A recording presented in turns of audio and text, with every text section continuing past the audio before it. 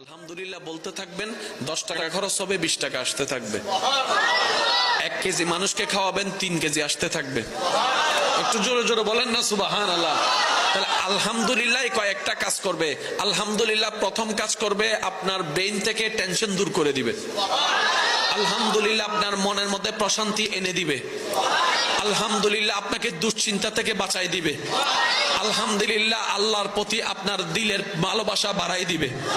আলহামদুলিল্লাহ আল্লাহর প্রতি আপনার আরো আত্মবিশ্বাস বাড়াই দিবে। আলহামদুলিল্লাহ শুকরিয়া, আল্লাহর প্রশংসা, নিয়ামত আরো বাড়াই দিবে। বলেন সুবহানাল্লাহ। লাভ কি একটা না অনেকটা? জোরে বলেন, লাভ কি একটা না অনেকটা? তাহলে আলহামদুলিল্লাহর ভিতর লাভ আছে না নাই? আস্তাগফিরুল্লাহর ভিতর লাভ আছে না নাই? কিন্তু নিতে জানি নাই, ব্যর্থতা আমাদের।